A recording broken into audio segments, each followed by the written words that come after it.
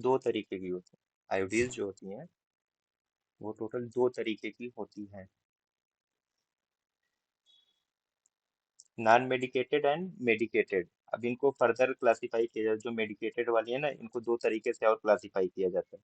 एक तो hormone releasing IUDs, और एक कॉपर आयन या metallic ion releasing IUDs.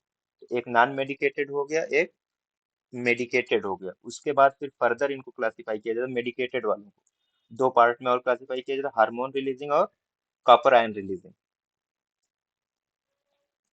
Matter ion या copper ion releasing and hormone releasing. तो ये पूरा क्लासिफिकेशन है किसका? आईयूडीज का, इंट्रा यूट्राइन डिवाइसेस का। अब बेस्ड ऑन द क्लासिफिकेशन, जो मेडिकेटेड और नॉन मेडिकेटेड है, इन्हीं के उस पे इसको और फर्दर जो क्लासिफाई किया जाता है generation wise, first generation, second generation and third generation, है ना। फर्स्ट जनरेशन आईयूडीज कौन सी होती है? जो फर्स्ट जनरेशन आईयूडीज होती हैं, यही नॉन मेडिकेटेड जो होती हैं, इनको हम इनर्ट आईयूडीज भी कहते हैं। इनको हम इनर्ट आईयूडीज भी कहते हैं। अब ये अलग अलग शेप और साइज में आती हैं, like loops. Most commonly used first generation IUD जो है वो लूप्स हैं। रिंग्स, स्पाइरल्स, ये जो है इसकी अलग अलग शेप है। ये फर्स्ट जनरेशन आईयूडीज हैं, इनर्ट होती हैं। इसमें ना तो कोई हार्मोन रिलीज होता है, ना ही कोई मेटल आयन होता है। पॉलीयूरेथेन की बनी होती है ये।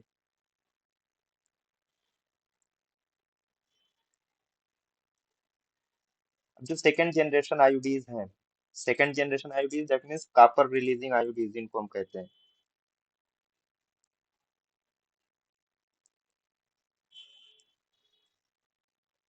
Copper releasing IUDs.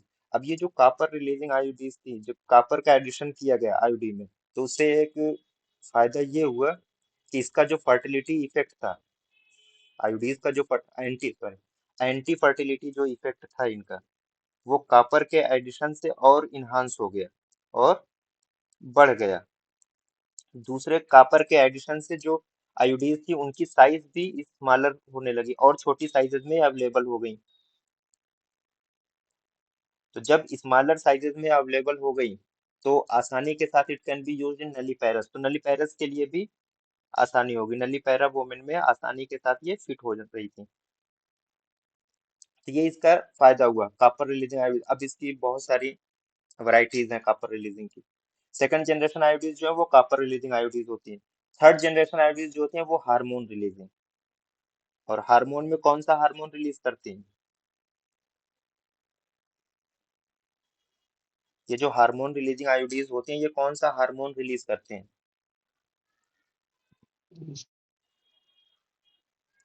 Progesterone release करते हैं। अब वो नेचुरल प्रोजेस्टेरॉन रिलीज करें या सिंथेटिक, दो बहुत कॉमनली जो हार्मोन रिलीजिंग डिवाइसेस जो यूज होती हैं प्रेजेंट उसमें दौर में, वो प्रोजेस्टेरासर्ट और एलएनजी है।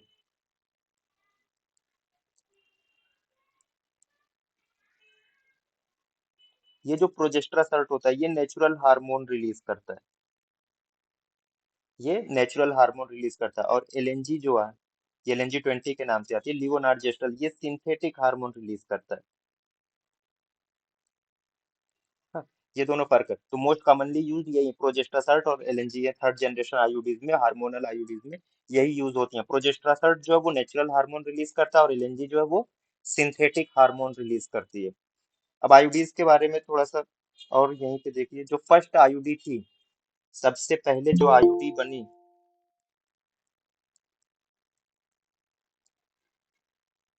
फर्स्ट आईयूडी, ये 1909 में बनी थी, 1909 में। एक जर्मन साइंटिस्ट थे जिनका नाम था डॉक्टर रिचर्ड रिक्टर।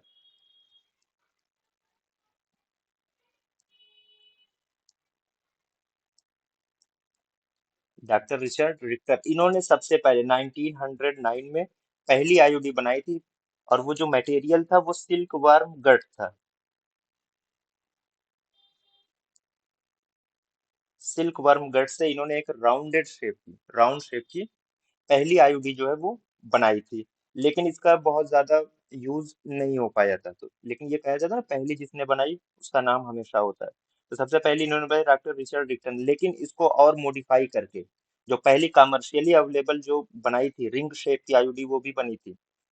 उसका नाम था ग्रेफनबर्ग रिंग।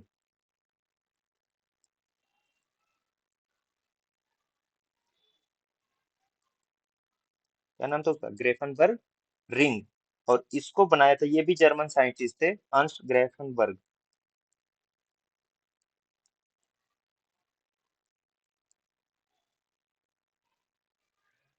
ठीक है, ये एक रिंग शेप की इन्होंने आईडी बनाई थी, जिसका नाम था ग्रेफनबर्ग रिंग, उसका पड़ गया किनके नाम पे, बनाने वाले के नाम पे, जिनका नाम था अंश ग्रेफनबर्ग। और इन्हीं के नाम पे इस रिंग का नाम पड़ गया ग्रेफनबर्ग रिंग। तो पहली आईओडी जो बनी थी वो 1909 में बेसिकली बनी थी, डॉक्टर रिचर्ड रिक्टर ने बनाया था, किससे, सिल्कवर्म गट से। लेकिन उसको कमर्शियली अवेलेबल कराया, और जो यूज में आई वो ग्रेफनबर्ग रिंग थी। उसको बनाने वाले अंश ग्रेफनबर्ग थे, इन्हीं के नाम पे इसका नाम पड़ गया ग्रेफनबर्ग रिंग। अब फर्स्ट जनरेशन आईओडीज देखिए। तो ये कैसी होती है, इनर्ट और नॉन मेडिकेटेड जो होती है, ये फर्स्ट जनरेशन आईओडीज जो होती है वो इनर्ट या नॉन मेडिकेटेड डिवाइसेस ये होती हैं। अब अलग अलग शेप है इसकी, मैंने पहले बताया, लूप्स हैं, रिंग्स हैं, स्पाइरल्स हैं। किसकी बनती है ये, पॉलीइथाइलिन की।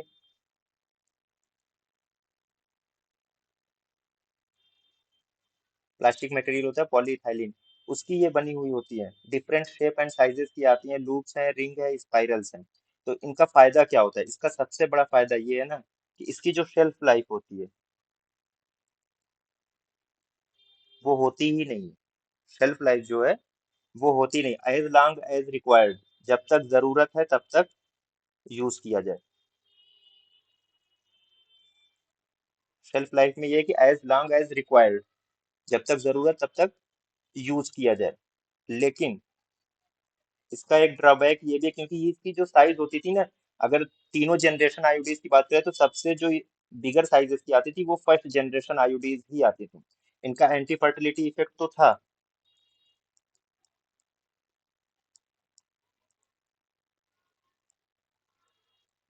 एंटी फर्टिलिटी इफेक्ट था। इनका जो एक्सपल्जन रेट था वो भी कम था, क्योंकि साइज जो थी वो बड़ी थी, एक बार फिट हो गई तो एक्सपल्जन जो है, स्पॉन्टेनियस एक्सपल्जन बहुत रेयर होता था। एक्सपल्जन रेट बहुत कम था। एंटी फर्टिलिटी इफेक्ट ठीक ठाक था। लेकिन रिमूवल रेट सबसे हाईएस्ट था। रिमूवल रेट सबसे ज्यादा क्यों था, क्योंकि साइज जो इसकी थी ये सबसे बड़ी साइज में आती थी, तो इनसे पेन बहुत ज्यादा होता था। ड्यू टू पेन जो है इसका रिमूवल रेट सबसे ज्यादा था। पेन अगर किसी आईओडी में होता है तो सबसे ज्यादा जो है वो फर्स्ट जनरेशन आईओडीज में होता है। इस पेन की वजह से इसका रिमूवल रेट जो है वो हाईएस्ट था। जितनी भी जनरेशन की आईओडीज यूज होती हैं उसमें फर्स्ट जनरेशन आईओडीज का रिमूवल रेट जो है वो सबसे ज्यादा है, हाईएस्ट है। शेल्फ लाइफ इसकी क्या है, अनलिमिटेड है। चार साइजेस में आता है ये, ए बी सी डी। अब ये जो ए है ये किसको डिनोट करता है, ये स्मॉलेस्ट साइज को। इसमें जो सबसे स्मॉलेस्ट साइज होगी उसको ए से डिनोट किया जाएगा, और जो डी है ये लार्जेस्ट साइज को डिनोट करता है। तो किसको बताता है, लार्जेस्ट साइज को ये डिनोट करता था।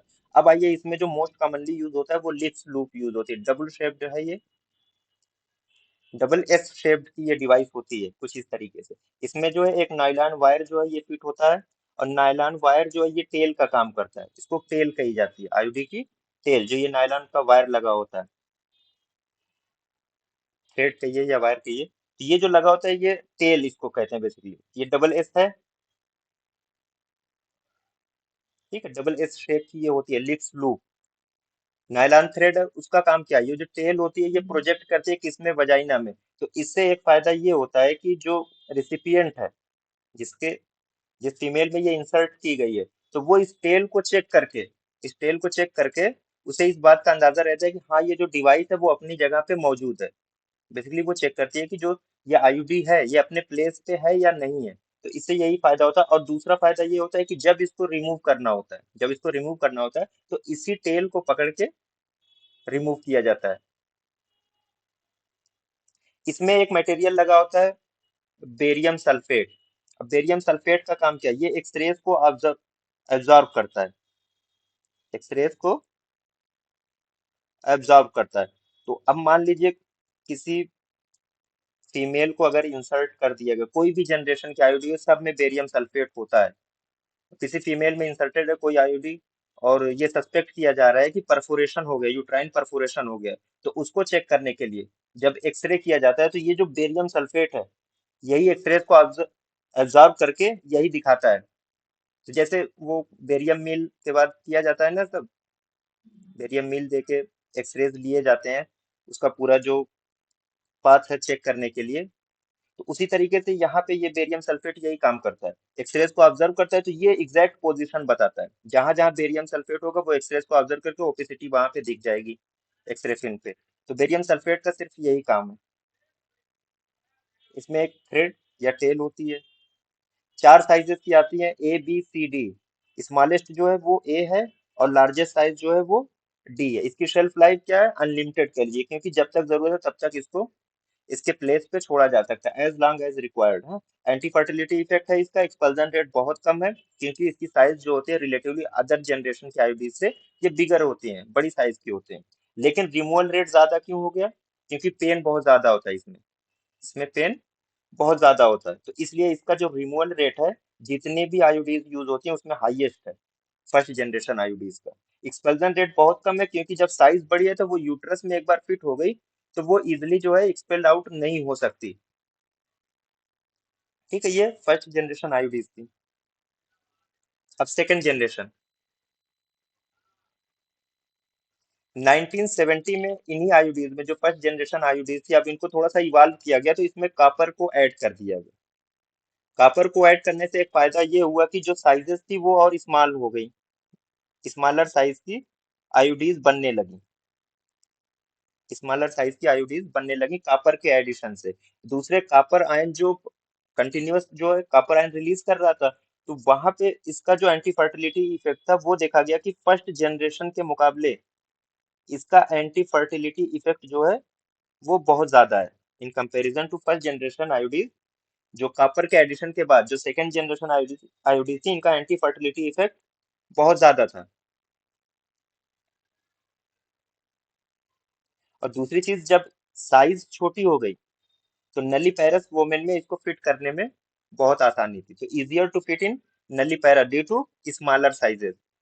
नलीपैरस वोमेन में भी ये इजिली फिट हो जाती थी सेकंड जनरेशन आयोडीन। कॉपर के एडिशन से इसका एंटी फर्टिलिटी इफेक्ट भी ज्यादा हो गया, साइज छोटी हो गई, और उस साइज स्मॉल साइज की वजह से नलीपैरस वोमेन के लिए इजिली ये फिट हो जाती थी। 1970 में ये सबसे पहले अवेलेबल हुई, कॉपर ऐड किया गया था आयोडीज में। अब इसमें बहुत सारी डिवाइसेस है, अर्लियर डिवाइसेस थी, फिर बाद में और उसमें एडिशन हुआ, एक नोवाटी के नाम से आई, फिर कुछ मल्टी लोड डिवाइसेस भी आई ना। जो अर्लियर डिवाइसेस थी वो कॉपर 7 एंड कॉपर T200 इसके नाम से ये अवेलेबल थी पहले। बाद में जब इसका वेरिएशन किया गया तो कुछ न्यूअर डिवाइसेस भी आई, copper T200C and copper T380 ARAG। ये जो है ये कॉपर टी है। अब इसमें जो ये वर्टिकल कंपोनेंट है, इसी में ये जो ना ये कॉपर वायर जो है ये वाइंड किया हुआ रहता है, लिपटा हुआ रहता है। नोवाटी नोवाटी की एक खास बात ये थी कि नोवाटी में ना एक सिल्वर कोर होती है, एक लाइन की ये है, एक सिल्वर कोर होती है नोवाटी में, जिस उसी सिल्वर कोर पे कॉपर वायर जो है वो लिपटा हुआ होता है। तो जो कोर होती है वो इसमें सिल्वर की होती है नोवा टी में, इसकी जो एक अलग से ये स्पेसिफिक चीज हो गई। क्वेश्चन में सिर्फ यही पूछा जाए नोवा टी में होता क्या है, तो नोवा टी में एक अलग से सिल्वर कोर होती है जिसके ऊपर ये जो कॉपर वायर है ये वाइंड किया हुआ होता है, और इसका सिल्वर कोर की वजह से ये जो कॉपर वायर होता है ये आसानी के साथ ब्रेक नहीं हो पाता है, तो ये इसकी जो शेल्फ लाइफ है वो इंक्रीज हो जाती है। अराउंड 5 ईयर्स की इसकी शेल्फ लाइफ होती है। कुछ मल्टी लोड डिवाइसेस आए, MLCU 250 एंड MLCU 375, ये जो है ये सेकंड जनरेशन डिवाइसेस हैं। अभी ये जो है ये मल्टी लोड 375 की ये मिली। अब एक चीज यहाँ से, जैसे अलग अलग आप देख रहे हैं, किसी में 200 है, किसी में 380 है, तो ये चीज क्या बताती है, 7 है, 200 है, 220 है, 380 है, ये क्या बताती है। Surface area copper. बताती है कॉपर का। हाँ, ये जो बताती है ये surface area of copper in millimetre square. हाँ, मिलीमीटर स्क्वायर में ये सरफेस एरिया बताती है। अब जैसे ये यहाँ पे सी है, यहाँ पे ए है ना, सी या ए, तो ये जो है जैसे फर्स्ट जनरेशन में हमने पढ़ा था ना, A B C D, same वहां यहाँ भी कंडीशन है। तो ये जो सी है ये क्या, सी साइज, मतलब ये साइज को बताती है। इसको बताती है, साइज को। और ये जो एजी लगा हुआ है, ये किस चीज को डिनोट करता है? सिल्वर। हाँ, एजी जो है ये सिल्वर को बताता है। नोवा टी वाला एक बार बता दीजिए। नोवा टी में एक कोर होती है, जैसे ना ये जो जिस पे कॉपर वायर वाइंड किया जाता है, तो वो जो कोर होती है नोवा टी में, वो किसकी होती है? वो सिल्वर की होती है। सिल्वर का मटेरियल, इस कोर पे जो है ये कॉपर वायर जो है ये वाइंड किया हुआ होता है। तो उसकी वजह से जो ये कॉपर वायर है ये इजिली ब्रेक नहीं हो पाता। तो जब ब्रेक नहीं होगा तो ज्यादा दिनों तक जो है कॉपर आयंस रिलीज होते रहेंगे, तो शेल्फ लाइफ इसकी इंक्रीज हो जाती है। और अराउंड 5 ईयर इसकी नोवा टी की शेल्फ लाइफ होती है। बस इसकी एक खास बात यही है कि इसमें एक सिल्वर कोर होती है। आप कहीं भी पढ़ेंगे इसमें यही लिखा रहेगा कि Nova T has a silver core. इसमें एक सिल्वर कोर होती है। सरफेस एरिया बता रहा है। अब अगर मान लीजिए आपके सामने क्वेश्चन आ गया कॉपर टी 380 ए, इसमें जो है कॉपर का सरफेस एरिया कितना है, तो 380 मिलीमीटर स्क्वायर। ठीक। अब आइए थर्ड जनरेशन आयोडीज, ये क्या है? ये हार्मोन रिलीजिंग आयोडीज होती हैं। हार्मोन रिलीज करती हैं। और हार्मोन में कौन सा हार्मोन रिलीज करती हैं? प्रोजेस्टेरॉन। प्रोजेस्टेरॉन। प्रोजेस्ट्रान। दो मोस्ट कॉमनली जो है, दो तरीके की ये थर्ड जनरेशन आयोडीज यूज होती है, प्रोजेस्ट्रासर्ट एंड LNG-20। जो प्रोजेस्ट्रा सर्ट होती है, ये प्रोजेस्ट्रा सर्ट है, इसका ये प्लेटफॉर्म है जो फिट होता है जाके। अब ये जो वर्टिकल कंपोनेंट है इसका, ये जो वर्टिकल कंपोनेंट है, इसमें जो है एक सिलिकॉन ट्यूब होती है। सिलिकॉन ट्यूब होती है, इसी ट्यूब के अंदर जो है वो प्रोजेस्ट्रान होता है। प्रोजेस्ट्रान होता है जो 65 माइक्रोग्राम पर डे के हिसाब से रिलीज होता रहता है। टोटल प्रोजेस्ट्रान जो होता है वो 38 मिलीग्राम होता है। टोटल प्रोजेस्ट्रान इस प्रोजेस्ट्रासर्ट में कितना होता है? 38 मिलीग्राम प्रोजेस्ट्रान होता है, और उसका रेट क्या है? 65 माइक्रोग्राम पर डे के हिसाब से ये रिलीज होता रहता है। और इसमें बेरियम सल्फेट हर एक आयोडीन में रहता है। उसका काम क्या है? एक्सरेज को एब्जॉर्ब करके, ड्यूरिंग जब एक्सरे फिल्म बनाई जाती है तो उसमें उसकी जो प्लेस है, उस प्लेस को देखने के लिए बेरियम सल्फेट को इसमें रखा जाता है। तो अब इसका जो रेट है 65 माइक्रोग्राम डेली के हिसाब, पर डे के हिसाब से रिलीज होती है। इफेक्ट क्या है? Direct local effect on uterine lining, on cervical mucus, possibly on sperm. तो स्पर्म की कैपेसिटेशन को और स्पर्म की जो मोटिलिटी होती है उसको अल्टर कर देते हैं। एंड LNG-20 जो सर है ये, बेरियम इफेक्ट फिर से बता देना। ठीक।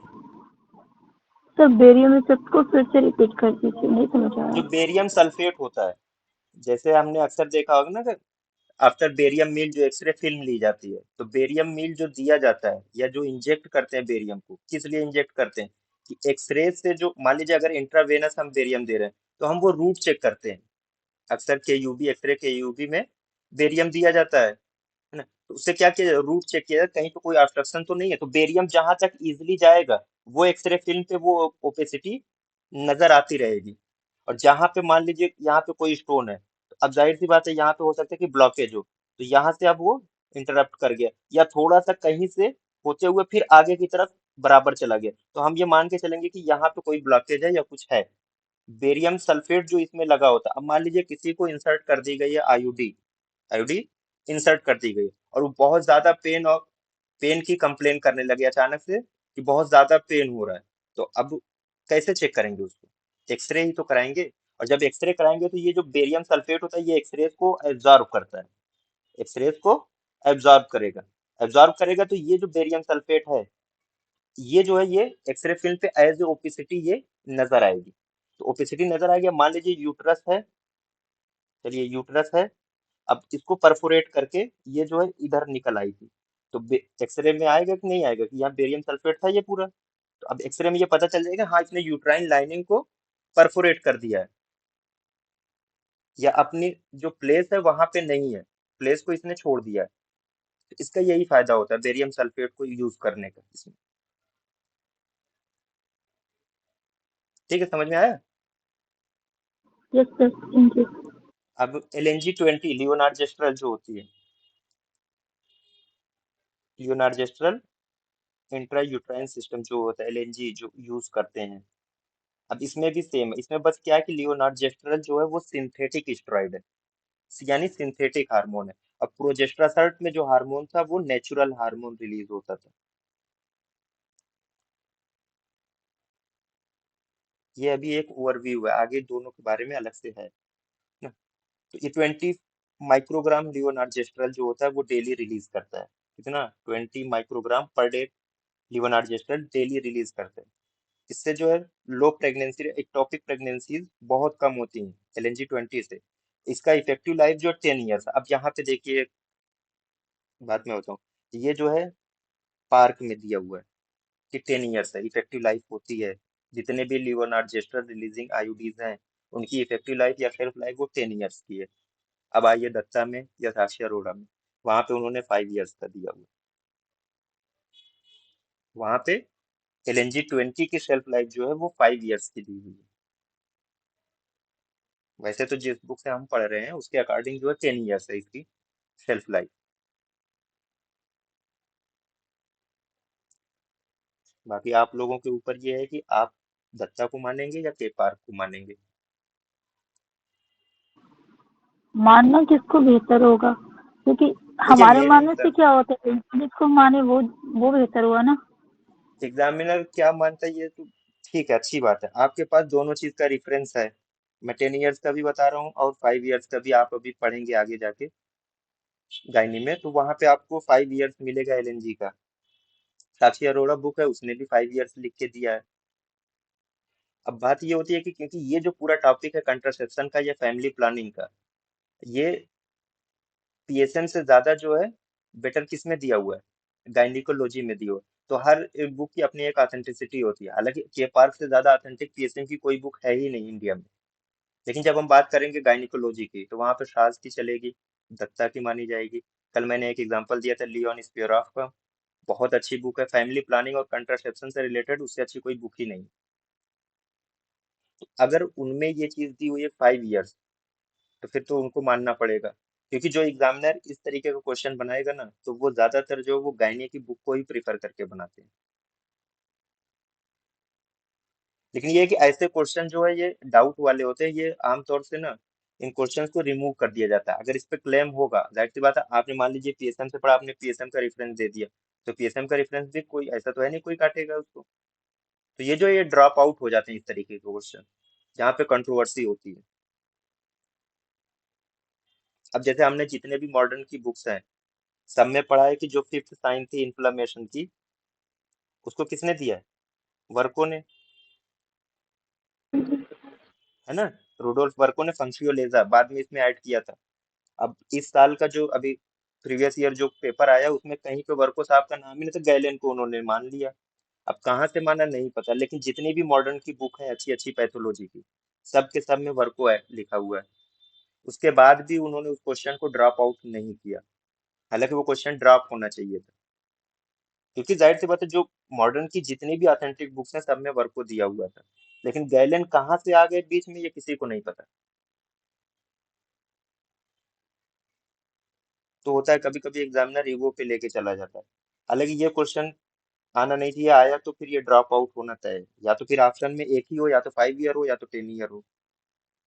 अगर दोनों है तो कुछ लोग 5 ईयर्स भी लगाएंगे, कुछ लोग 10 ईयर्स भी लगाएंगे। जो पार्क को पढ़ के गए होंगे वो 10 ईयर्स का लगाएंगे, और जो गायनी को पढ़ के जाएंगे वो 5 ईयर्स लगाएंगे। तो यहाँ पे ये जो कंट्रोवर्सी है, मान लीजिए मैं आपसे कह दूं कि नहीं आप 10 साल वाला याद रखिए, वहां 5 साल मान लिया उसने, तो आप तो पढ़ रहे हैं दोनों। भाई मैंने बता दिया कि एक जगह 10 साल है एक जगह 5 साल है, दोनों बुक में अलग अलग दिया हुआ है। कोशिश करिएगा ना इसको गायनी से ही रिलेट करके देखने की, तो ज्यादा बेटर रहेगा। अब इनका मैकेनिज्म ऑफ एक्शन क्या होता है, आईयूडीज का मैकेनिज्म ऑफ एक्शन क्या करती है, किस तरीके से ये जो पूरा इनका वर्क है, एंटी इनफर्टिलिटी का जो एंटी फर्टिलिटी जो इनका इफेक्ट है वो किस तरीके से होता है इनका। सबसे पहला जो इनका काम है वो फॉरेन बॉडी रिएक्शन है। Foreign body reaction, foreign body reaction करेंगी, जाहिर सी बात है जो सर्वाइकल म्यूकस है उसको अल्टर करेंगी, हार्मोनल इम्बैलेंस करेंगी। हार्मोनल इम्बैलेंस होगा तो ये जो है ये फर्टिलाइजेशन नहीं होने देती। ये जो है फर्टिलाइजेशन जो है वो नहीं होने देती है, इम्प्लांटेशन छोड़ दीजिए अभी, रिड्यूसेस चांसेस ऑफ फर्टिलाइजेशन। ये जो आईयूडीज होती हैं, इनका जो मेन मैकेनिज्म ऑफ एक्शन है as a foreign body reaction का, जाहिर सी बात है फॉरेन बॉडी ही है वहां पे, फॉरेन बॉडी रिएक्शन करती है जिसकी वजह से जो है फर्टिलाइजेशन होने के चांसेस बहुत मिनिमम हो जाते हैं, लो हो जाते हैं। तो इम्प्लांटेशन तो बात की चीज है ना। इनका जो मेन मैकेनिज्म ऑफ एक्शन है कि ये फर्टिलाइजेशन नहीं होने देती है, उसको फर्टिलाइजेशन को नहीं होने देती है। सेकंड, जो अब जो कापर ऐड किया जाता है आयोडीज में, कापर जो ऐड किया जाता है, इनका क्या काम है? ये जो कापर एडिशन के बाद ये जो इंडोमेट्रियम में सेलुलर रिस्पांस को बढ़ा देते हैं, क्यों? क्योंकि कापर आयन कंटिन्यूअसली जो है वो रिलीज होता रहता है। अब जब कापर आयन रिलीज हो रहा है, सेलुलर रिस्पांस बढ़ गया है, तो जो इंजाइम्स रिलीज होते हैं यूट्रस में, उन पे भी इफेक्ट पड़ेगा।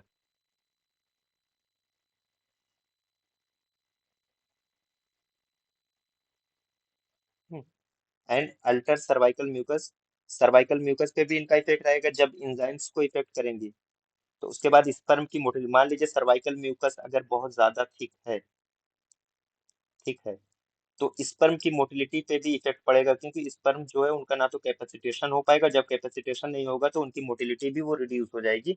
तो वो जो अपने गिवन पीरियड ऑफ टाइम में उनको पहुंचना है फर्टिलाइजेशन के लिए, कहाँ पे? फैलोपियन ट्यूब में, तो वहां तक नहीं पहुंच पाते, इनका जो सर्वाइवल टाइम है वो खत्म हो चुका होता है। ये कापर का मैकेनिज्म था इसमें। एंड जो हार्मोन्स होते हैं आयोडीज में, जो हार्मोन्स मेन सेम, इनका भी वही मैकेनिज्म है जो लगभग लगभग कापर का था। ये सर्वाइकल म्यूकस की विस्कोसिटी को अल्टर करती हैं, बढ़ा देती हैं। जब विस्कोसिटी बढ़ जाएगी उसकी, यानी सर्वाइकल म्यूकस कैसा हो जाएगा? थिक हो जाएगा। तो स्पर्म की मोटिलिटी पे इफेक्ट पड़ेगा, स्पर्म जो है वो पेनेट्रेट नहीं कर पाएगा, वो यूट्राइन कैविटी में एंटर नहीं हो पाता है। Prevent sperm from entering cervix, वो कैविटी में नहीं जा पाएगा।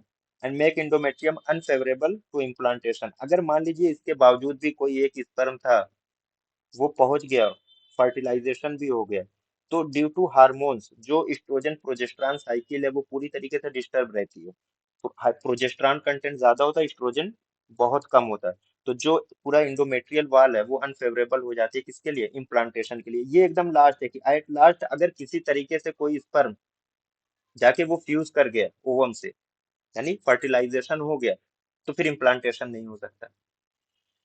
ले दे के बात ये है इसमें पूरे इसका, कि जो मेन इसका मैकेनिज्म ऑफ एक्शन है वो फॉरेन बॉडी रिएक्शन का है, और उस फॉरेन बॉडी रिएक्शन की वजह से ये फर्टिलाइजेशन नहीं होने देते, ये फर्टिलाइजेशन नहीं होने देंगे। और फर्टिलाइजेशन किसी वजह से हो भी गया तो फिर इम्प्लांटेशन नहीं हो पाएगा। अब इनका साइड इफेक्ट में क्वेश्चन बनते हैं, साइड इफेक्ट्स देखिएगा। सबसे पहला जो सबसे कॉमन साइड इफेक्ट है वो क्या है? Bleeding. Bleeding is the most common side effect. Most common side effect of women with IUD, increase vaginal bleeding. और इस इंक्रीज वजाइनल ब्लीडिंग की वजह से अक्सर ये होता है कि आईयूडी को रिमूव करना पड़ता है, आईयूडी को रिमूव करना पड़ता है। लेकिन ये जो ब्लीडिंग है यूजुअली जो है 1 to 2 मंथ पे डिसअपियर हो जाती है, 1 से 2 महीने पे डिसअपियर हो जाती है। लेकिन अगर इसके बाद भी ब्लीडिंग सस्टेन करती है, कंटिन्यूअस रहती है, तो फिर एक ही ऑप्शन बचता है, आईयूडी को रिमूव करना। leads to 10 to 20% of all IUD removals, but most common cause of removal, IUD का most common cause of removal जो है वो पेन है। यहाँ से दो चीज आपको मिली, मोस्ट कॉमन साइड इफेक्ट वो क्या है? ब्लीडिंग है। And most common cause of IUD removal, ये पेन है। और ये जो ब्लीडिंग है, this is the second most common काज, ये सेकंड मोस्ट कॉमन काज है आईयूडी रिमूवल का। लेकिन पहला जो सबसे कॉमन काज है वो पेन होता है, ब्लीडिंग हो गई। ग्रेटर ब्लीडिंग विद, और सबसे ज्यादा जो ब्लीडिंग होती है वो इनर्ट आईयूडी से, फर्स्ट जनरेशन आईयूडी से ब्लीडिंग होने के चांसेस जो है वो सबसे ज्यादा होते हैं। ब्लीडिंग कैसी होती है इसमें? मिड साइकिल ब्लीडिंग होती है। ब्लीडिंग जो होती है वो नॉर्मल ब्लीडिंग नहीं होती, बल्कि मिड साइकिल ब्लीडिंग होती है इसमें। और जो मेंस्ट्रुअल पीरियड होता है, जब मिड साइकिल ब्लीडिंग होगी तो जो मेंस्ट्रुअल पीरियड है वो भी इंक्रीज कर जाएगा, लॉन्गर ड्यूरेशन का हो जाता है। और ब्लीडिंग अगर बहुत ज्यादा हो रही है, खासतौर से जो नॉन मेडिकेटेड या फर्स्ट जनरेशन आईयूडीज है, इसमें ब्लीडिंग ज्यादा होती है, तो इसकी वजह से पेशेंट में क्या हो सकता है, आयरन डिफिशियंसी एनीमिया हो सकती है। आयरन डिफिशियंसी एनीमिया भी हो सकती है ड्यू टू इंक्रीज ब्लीडिंग। अब ब्लीडिंग का मैनेजमेंट कैसे करते हैं? अब ये क्वेश्चन है कि अगर मान लीजिए किसी सब सेंटर पे, किसी पीएचसी पे कोई वुमेन थी जिसको आईयूडी इंसर्ट की गई थी, वो 10 से 15 दिन के बाद आई कि उसे स्पॉटिंग हो रही है, ब्लीडिंग हो रही है, तो अब क्या किया जाएगा वहां पे? पहला काम क्या है, इसका मैनेजमेंट कैसे करते हैं? इसको आयरन दिया जाएगा। हाँ, इसको जो है, पहले हाँ बताइए। तो पहले ब्लीडिंग को रोकने के लिए मेडिसिन देंगे या आयरन? नहीं, ब्लीडिंग ये होता है ना, यूजुअली देखिए यहाँ पे आपने ये पहली लाइन में ये दूसरी थी जो usually disappear by 1 to 2 month, 1 से 2 महीने में ऑटोमेटिक ये डिसअपियर हो जाती है। तो हमें क्या करना है, उस वुमेन को काउंसिल करनी है, काउंसलिंग करनी है उसकी। हाँ, उसको काउंसिल करेंगे कि देखिए ये ज्यादा दिनों तक नहीं रहेगी, 1 से 2 महीनों में ये अपने आप चली जाएगी। उनको क्या करना है, काउंसलिंग के साथ साथ हम आयरन टैबलेट्स दे देते हैं। आयरन टैबलेट हमने दे दिया और 1 से 2 महीने तक हमने उसको ऑब्जर्व किया। अगर ब्लीडिंग उसके बाद भी रहती है, ब्लीडिंग 2 महीने के बाद भी कंटिन्यू कर गई, हो रही है उसे कंटिन्यूअस ब्लीडिंग, अब यहाँ पे आपके पास एक ऑप्शन बचता है आईयूडी को रिमूव करने का। वही सेम चीज यहाँ पे, रीअश्योर द फीमेल, काउंसलिंग करेंगे, उसे अश्योरेंस देंगे, do not remove IUD, IUD को रिमूव नहीं करना है। 200 मिलीग्राम का टीडीएस में हम क्या देते हैं, आयरन फेरस सल्फेट या आयरन टैबलेट। 200 मिलीग्राम टीडीएस 1 से 2 महीने के लिए दे रहे हैं, क्यों? क्योंकि ये जो ब्लीडिंग है ये 1 से 2 महीने में डिसअपियर हो जाएगी, तो जो आयरन लॉस हो रहा है उसको हम क्या करेंगे, सिर्फ रिप्लेस कर रहे हैं। इफ ब्लीडिंग इज हैवी और परसिस्टेंट, अगर उसके बाद भी ब्लीडिंग परसिस्ट कर रही है, then last option remove IUD, IUD को अब रिमूव कर देंगे। अब सेकंड जो है, pain, second major side effect of IUD insertion and most common cause of IUD removal, pain. Most common cause requiring removal of IUD, pain। 15 से 40% removal जो IUD का होता है वो सिर्फ और सिर्फ पेन से होता है। और ये जो पेन होता है ये यूजुअली डिसअपियर बाय 3 मंथ, 3 महीने में ये डिसअपियर हो जाता है। अब ड्यूरिंग आईयूडी इंसर्शन जो पेन होता है इसका काज क्या क्या हो सकता है? सबसे पहला जो काज है वो है incorrect placement of IUD in uterus, उसका प्लेसमेंट ही सही नहीं हुआ है, उसकी वजह से पेन होगा। And disparity in the size of IUD and cavity, अब मान लीजिए नली पैरस वोमेन है तो उसकी जो यूट्राइन कैविटी होगी वो कैसी होगी, स्मॉल होगी। और यहाँ पे हम क्या कर रहे हैं, जो फर्स्ट जनरेशन आईयूडी थी उसमें भी हमने डी साइज को इंसर्ट करने की कोशिश कर दी, तो दोनों की साइज जो वेरी कर रही है, स्मॉलर साइज है ड्यू टू नली पैरस, और जो हम आईयूडी इंसर्ट कर रहे हैं वो सबसे बड़ी साइज की है। तो यहाँ पे दोनों में डिस्पैरिटी नहीं होनी चाहिए, अगर डिस्पैरिटी होगी तो पेन होगा। And uterine perforation during insertion में भी यूट्राइन परफोरेट कर, और ये जो यूट्राइन परफोरेशन होता है आमतौर से अगर सून आफ्टर डिलीवरी या एबॉर्शन के फौरन बाद आईयूडी को इंसर्ट किया जाता है तो सबसे ज्यादा यूट्राइन परफोरेशन का चांस उसी वक्त होता है, क्योंकि यूट्रस एकदम रिलैक्स होता है, यूट्रस एकदम रिलैक्स होता है, और यूट्राइन वॉल जो होती है वो सबसे थिन होती है उस वक्त। तो यूट्राइन परफोरेशन सबसे ज्यादा होता है अगर सून आफ्टर डिलीवरी या कोई एबॉर्शन हुआ उसके बाद अगर इंसर्ट किया जा रहा है आईयूडी को, एंड कोई यूट्राइन इन्फेक्शन है वहां पे। अब किसमें सबसे ज्यादा पेन होता है, किन कंडीशन में, यानी किन फीमेल्स में पेन कॉमन होता है? तो सबसे पहले नलीपैरस में due to smaller uterine cavity, तो ज्यादातर जो आईयूडीज होती हैं वो फिट नहीं बैठती। And those who have not had child for many years, और दूसरी जो कैटेगरी है वो उन फीमेल्स की है जिनको कई सालों से कंसीव जिन्होंने नहीं किया है, इनको कई सालों से who have not child for many years, बहुत साल से उनको कोई बच्चा नहीं हुआ है। तो इन दो कंडीशन में पेन सबसे ज्यादा होता है। अब इसका मैनेजमेंट कैसे करेंगे पेन का? इनिशियली देखिए कहीं पे भी इनिशियल स्टेज में कभी भी रिमूवल का इंडिकेशन नहीं है, पहले मैनेज करने की कोशिश की जाएगी, अगर उसके बाद भी मैनेज नहीं होता तब जाके हर एक कंडीशन में रिमूव करना है लास्ट में। तो अगर स्लाइट पेन है, हल्का फुल्का दर्द है, तो एनाल्जेसिक दे देते हैं, एस्पिरिन या कोडीन दे दिया आपने। और पेन बहुत ज्यादा है, पेन अगर बहुत ज्यादा है तो आईयूडी को हम रिमूव करते हैं। और मेनली जो पेन जो होता है सबसे ज्यादा वो जो होता है वो फर्स्ट जनरेशन आईयूडीज में होता है। तो आईयूडी को रिमूव करके कोई कॉपर बेस्ड डिवाइस को हम इंसर्ट कर सकते हैं, यानी सेकंड जनरेशन आईयूडी को इंसर्ट कर दिया। वो जो होती है स्मॉलेस्ट साइज की होती है। या अगर वो भी नहीं इंसर्ट करना है तो फिर कोई और दूसरा जो मेथड है कंट्रासेप्टिव को वो एडवाइस कर दिया जाएगा, अगर पेन बहुत ज्यादा हो रहा है तो। इसका जो थर्ड कॉम्प्लिकेशन होता है पेल्विक इन्फेक्शन, जिसको हम कहते हैं पेल्विक इन्फ्लामेटरी डिजीज। पीआईडी में क्या क्या हो सकता है? एक्यूट, सब एक्यूट या क्रोनिक इन्फेक्शन किसका? फैलोपियन ट्यूब्स का, ओवरीज का, यूट्रस का, कनेक्टिव टिश्यूज जिसको एडनेक्सा एंड पेल्विक पेरिटोनियम। इन सब का कोई भी एक्यूट, सब एक्यूट या क्रोनिक इन्फेक्शन हुआ वो हो जाता है पीआईडी, पेल्विक इन्फ्लामेटरी डिजीज। अब किसी को पीआईडी होने का रिस्क कितना होता है? किसी भी वुमेन में पीआईडी होने का रिस्क 2 to 8 टाइम्स इंक्रीज कर जाता है आफ्टर इंसर्टिंग ए intra uterine device.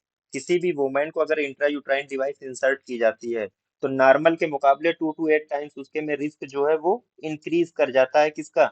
Pelvic inflammatory disease होने का। पीआईडी होने का 2 से 8 टाइम उसका रिस्क इंक्रीज हो जाता है जैसे ही किसी भी वुमेन को आईयूडी इंसर्ट की जाती है। अब हाई रिस्क किस में होता है? Women with greater number of sexual partners.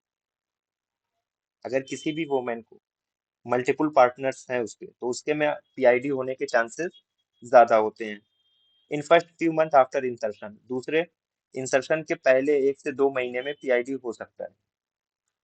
कौन कौन से माइक्रो ऑर्गेनिज्म होते हैं जो इन्फेक्शन काज करते हैं? Gardnerella, anaerobic streptococci, bacteroides, coliform bacilli and actinomyces. ये जो माइक्रो ऑर्गेनिजम्स है ये पीआईडी काज कर सकते हैं। हायर रिस्क ग्रुप कौन सा है? Women with multiple sexual partners and in first few month after insertion, है ना। और किसी भी फीमेल में आईओडी के इंसर्शन के बाद पीआईडी होने का चांस 2 to 8 फोल्ड्स जो है वो इंक्रीज कर जाता है। क्लिनिकल मैनिफेस्टेशन क्या क्या क्लिनिकल फीचर्स होंगे इसके? तो vaginal discharge, pelvic pain and tenderness, abnormal bleeding, chills and fever. ये जो फीचर्स हैं ये किसके हैं? पेल्विक इन्फ्लामेटरी डिजीज के हैं। अब मैनेजमेंट कैसे किया जाएगा पीआईडी का? Prompt treatment with broad spectrum antibiotics. Broad spectrum antibiotics चलाएंगे। वैसे पीआईडी में कॉमनली कौन सी एंटीबायोटिक देते हैं? इसकी एक डॉक्सी, क्लिनिक। एजिथ्रो, हाँ, ड्रग ऑफ चॉइस की आप बात करेंगे ना, सिफिक्सिम। इसकी जो ड्रग ऑफ चॉइस है वो डॉक्सीसाइक्लिन ही है अभी। 100 मिलीग्राम टीडीएस में इसको दिया जाता है। और बाकी और भी हैं, लेकिन जो इसकी ड्रग ऑफ चॉइस है वो डॉक्सीसाइक्लिन है। 100 मिलीग्राम टीडीएस में इसको देते हैं। एंटीबायोटिक, ब्रॉड स्पेक्ट्रम एंटीबायोटिक्स हम दे रहे हैं पीआईडी के मैनेजमेंट के लिए। अगर 24 to 48 आवर्स में कोई रिस्पॉन्स नहीं मिले, यानी ये जो क्लिनिकल फीचर्स हैं इनमें कोई फायदा नहीं हो रहा है, ये अभी भी परसिस्ट कर रहे हैं clinical feature after 24 to 48 hours of antibiotics, तो फिर आईयूडी को रिमूव करना है। हर जगह देखिए आईयूडी रिमूव तो हो रही है, लेकिन लास्ट में सबसे पहले हमें क्या करना? मैनेज करना है। मैनेज नहीं हो पा रहा है उसके बाद तब आईयूडी को रिमूव कर देंगे। उसके बाद यूट्राइन परफोरेशन, बहुत लोअर चांसेस है। रिपोर्टेड इंसिडेंस 1 to 150 और 1 to 9,000 इंसर्शन में कोई एक यूट्राइन परफोरेशन होता है। और ट्रेंड फिजिशियंस है लेस देन 30। अब मोर कॉमन यूट्राइन परफोरेशन जो है सबसे ज्यादा कॉमन किस में होता है? IUD inserted in 48 hours to 6 week postpartum, यानी डिलीवरी के 2 दिन से लेके 6 हफ्ते के बीच में अगर आईयूडी इंसर्ट की जाती है तो उस वक्त यूट्राइन परफोरेशन के चांस सबसे ज्यादा होते हैं आफ्टर पोस्टपार्टम ना। 2 days to 6 वीक, यानी 2 दिन से लेके 6 हफ्ते तक के बीच जो परपेरियम का पूरा टाइम पीरियड है, परपेरियम का जो पूरा टाइम पीरियड है उस दौरान अगर आईयूडी इंसर्ट की जाती है तो यूट्राइन परफोरेशन का चांस सबसे ज्यादा होता है। इसको चेक कैसे करेंगे? पेल्विक एक्सरे से। मैंने बताया ना, पेल्विक एक्सरे लिया जाएगा, बेरियम सल्फेट वहां पे होता है, वो इसकी एक्चुअल साइज जो एग्जैक्ट साइज है, साइट, उस चीज को वो डिनोट कर देता है। मैनेजमेंट क्या? एक बार अगर परफोरेशन आपने देख लिया एक्सरे पे कि परफोरेशन हुआ है तो फिर एक ही काम है, आईयूडी को रिमूव करना। अब मान लीजिए किसी को आईयूडी इंसर्ट की थी, आईयूडी इन सीटू का मतलब आईयूडी जो है यूट्रस में है, उसके बावजूद भी वो लेडी जो है वो प्रेग्नेंट हो जा रही है, उसको प्रेगनेंसी हो गई, उसने कंसीव कर लिया, तो इसका जो फेलियर रेट है यानी जो पर्ल इंडेक्स है फर्स्ट ईयर में, फर्स्ट ईयर ऑफ यूज, वो कितना है, 3% का है फेलियर रेट, कि 3% लोगों में पहले साल में आईयूडी के इंसर्शन के प्रेगनेंसी हो सकती है, वो कंसीव कर सकती हैं। आउटकम क्या होगा इसका, 50% इसको अगर मान लीजिए कंसीव कर लिया, प्रेग्नेंट हो गई, तो उसके बावजूद 50% जो है वो स्पॉन्टेनियस एबॉर्शन हो जाएगा, 25% जो है प्रेगनेंसी सक्सेसफुल होती है, और 25% जो है वो इक्टोपिक हो जाती है ना। तो मैनेजमेंट कैसे करेंगे, इसके मैनेजमेंट के प्रोटोकॉल्स अलग अलग है। सबसे पहली चीज, if women request legally induced abortion, अगर जैसे एमटीपी एक्ट में इस चीज को सबसे पहले जगह दी गई है एबॉर्शन कराने का, अगर कोई वुमेन कोई एक कंट्रासेप्टिव मेथड यूज कर रही है, उसके बावजूद भी वो प्रेग्नेंट हो रही है, तो उसको पूरा हक है कि वो एबॉर्शन करवा सकती है। एमटीपी एक्ट में इस चीज को सबसे ज्यादा इंपॉर्टेंस दी गई है। If women request legally induced abortion, abortion करवा दीजिए, ठीक। If women want to continue pregnancy and threads are visible, अब वहां पे जो आईयूडी की टेल थी वो विजिबल है, और जो लेडी है वो प्रेगनेंसी को कंटिन्यू करना चाहती है, तो धीरे से जेंटली जो है आईयूडी को पुल कर लिया जाएगा, निकाल लिया जाएगा थ्रेड के साथ, थ्रेड को पकड़ के आईयूडी को जेंटली जो है वो पुल आउट कर लिया जाएगा, निकाल दिया जाएगा, प्रेगनेंसी को कंटिन्यू कर दिया जाएगा। If women want to continue pregnancy and threads are not visible, अब ये कंडीशन डेवलप हो गई कि जो प्रेग्नेंट लेडी है वो प्रेगनेंसी तो कंटिन्यू करना चाहती है, लेकिन थ्रेड्स जो है वो दिख नहीं रही है, यानी वजाइना में थ्रेड्स नहीं पता चल रही है, तो carefully examine for possible complication, तो उसके बाद उस लेडी को एग्जामिन होना चाहिए, उसका पूरा एग्जामिनेशन किया जाए, कोई कॉम्प्लिकेशन तो नहीं डेवलप हो रहा है, क्योंकि थ्रेड्स नहीं दिख रही है। अगर कॉम्प्लिकेशन डेवलप नहीं हो रहा है तो फिर उसको कंटिन्यू करने देंगे। If any sign of intra uterine infection, यानी कॉम्प्लिकेशन अगर डेवलप हो गया है, तो evacuation of uterus under broad spectrum antibiotic, यानी फिर वही डीएनसी कराना है और ब्रॉड स्पेक्ट्रम एंटीबायोटिक चलानी है, ठीक है, ये इसका मैनेजमेंट हो जाता है। अगर इन सितु अगर इन सितु प्रेगनेंसी हो रही है तो इक्टोपिक प्रेगनेंसी विद आईयूडी इन सितु, अगर आईयूडी इंसर्टेड है उसके बाद इक्टोपिक प्रेगनेंसी कितनी होती है, वुमेन विद आईयूडीज बी टाट टू रिकॉग्नाइज सिम्टम्स। अब इक्टोपिक प्रेगनेंसी के सिम्टम्स क्या क्या होता है, अगर किसी को आईयूडी इंसर्ट की जा रही है तो उनको इसके सिम्टम्स भी बताने हैं, कि इस तरीके के सिम्टम्स अगर आपको डेवलप होने तो फौरन आपको कंसल्ट करना है। Lower abdominal pain, dark and scanty vaginal bleeding और एमिनोरिया, अगर ये फीचर डेवलप हो रहे हैं दैट मीन्स कि इक्टोपिक प्रेगनेंसी होने के चांसेस हैं। तो किसी भी वुमेन को अगर आईयूडी इंसर्ट की जा रही है तो उन्हें ये क्लिनिकल फीचर्स जो है बताने हैं, समझाने हैं। और खासतौर से किसी को पहले से इक्टोपिक प्रेगनेंसी हो चुकी है या हाई रिस्क ग्रुप है इक्टोपिक प्रेगनेंसी होने का, तो they should not use IUDs, में आईयूडीज की जगह पे किसी और दूसरे मेथड को रिकमेंड किया जाना चाहिए, आईयूडी उन्हें यूज नहीं करनी चाहिए। स्पॉन्टेनियस एक्सपल्जन कैसे होगा, आईयूडी अगर किसी को इंसर्ट कर दी गई है तो एक्सपल्जन भी होता है, स्पॉन्टेनियसली एक्सपेल आउट आईयूडी हो सकती है। एक्सपल्जन रेट इसका कितना है, 12 to 20% का है। Usually occurs in first few weeks following insertion और ड्यूरिंग मेंस्ट्रुएशन, तो जब कोई भी फीमेल ड्यूरिंग मेंस्ट्रुएशन, उस वक्त जो वेजाइनल कैनाल और सर्वाइकल कैनाल है वो पूरी तरीके से डायलेट हुई होती है, तो उस वक्त जो है सबसे ज्यादा चांसेस होते हैं स्पॉन्टेनियस एक्सपल्जन के, खुद से एक्सपेल आउट होने के, या फिर first few week following insertion, insertion के कुछ हफ्ते के दौरान जो स्पॉन्टेनियस एक्सपल्जन हो सकता है। हाई रिस्क क्या है एक्सपल्जन का, younger women, nulliparous, women who have had a postmortem insertion, मैंने बात की थी कि जो पोस्टमार्टम इंसर्शन के दौरान यूट्रस जो होता है वो एकदम रिलैक्स पोजीशन में होता है, कैसा होता है, एकदम रिलैक्स्ड होता है, एकदम रिलैक्स हो, तो ऐसे में जो और जो कैनाल होती हैं वो एकदम डायलेटेड होती हैं, तो उसके चांसेस जो है वो एक्सपल्जन के ज्यादा होते हैं। इसके अलावा नलीपैरस वुमेन है, यंगर वुमेन है, उनके में भी एक्सपल्जन हो सकता है। And inert non medicated IUDs जो है के में भी हायर रेट होता है एक्सपल्जन का। एंड मोर्टेलिटी आईयूडी से मोर्टेलिटी नहीं होती, रेयरली, वेरी रो, अराउंड 1 डेथ, पूरी एक डेथ भी नहीं है, 1 डेथ है पर 1 lakh years of use, safer than OCT. IUDs को जो है ओरल कंट्रासेप्टिव पिल से ज्यादा सेफ माना गया है। अब इसके कंट्राइंडिकेशन देखिए, एब्सोल्यूट कंट्राइंडिकेशन इसके देख लीजिएगा। सस्पेक्टेड प्रेगनेंसी है तो वहां पे आईयूडीज को यूज नहीं करना है। पेल्विक इन्फ्लामेटरी डिजीज नहीं करेंगे क्योंकि वो एक साइड इफेक्ट ऑलरेडी है। वजाइनल ब्लीडिंग ऑफ अनडायग्नोज्ड एटियोलॉजी तब भी नहीं कर सकते। Carcinoma of cervix, uterus, adnexa and other pelvic tumours कोई भी है तो वहां पे आईयूडी को यूज नहीं करना है। इसके अलावा किसी को प्रीवियस इक्टोपिक प्रेगनेंसी है तो वो एक हाइयर रिस्क ग्रुप में चली जाती है फिर से इक्टोपिक प्रेगनेंसी होने का, तो उसके में एब्सोल्यूट कंट्राइंडिकेशन है कि आईयूडीज को यूज नहीं करना है।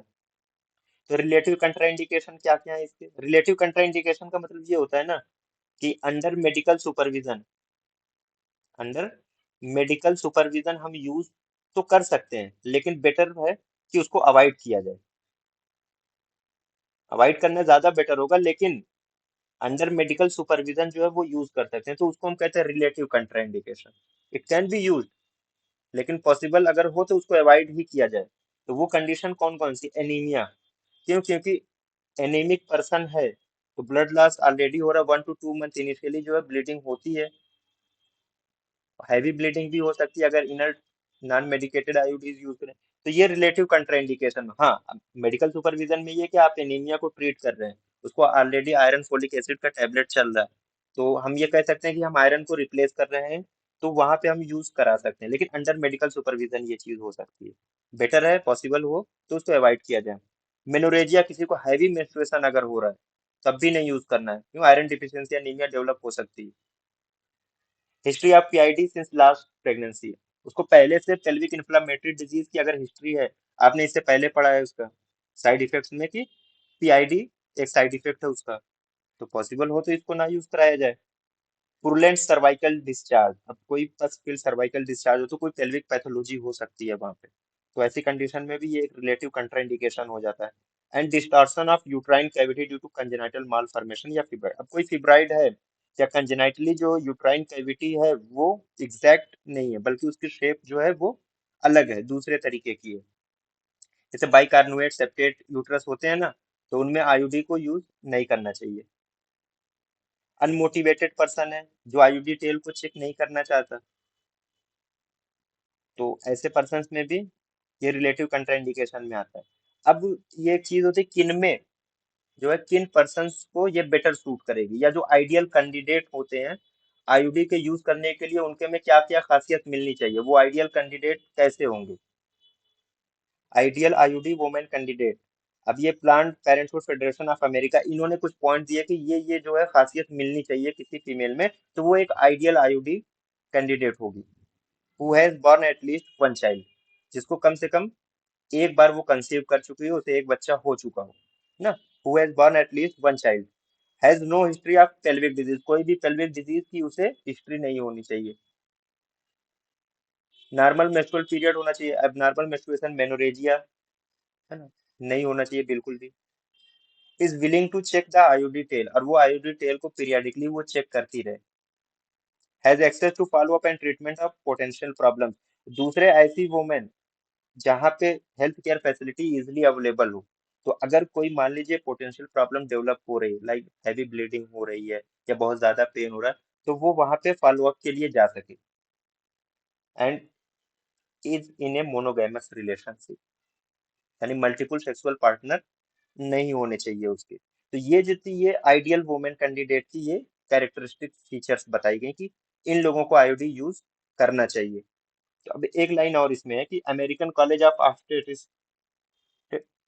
obstetricians and gynecologists stated that IUDs are not recommended for women who have not had children। Same देखिए, एक्टिव और पैसिव वॉइस का खेल है। who has born at least 1 child, यहाँ पे who have not had children, तो ये कि कम से कम एक बच्चा होना चाहिए, अगर किसी को बच्चा नहीं है तो उसको नहीं यूज करना चाहिए आईओडीज, कहने का मतलब यही।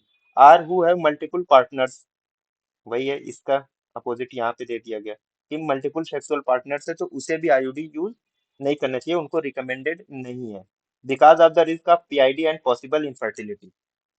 इससे क्या हो सकता है, इनफर्टिलिटी या पीआईडी के चांसेस ज्यादा होते हैं। ये इसका कंट्राइंडिकेशन था।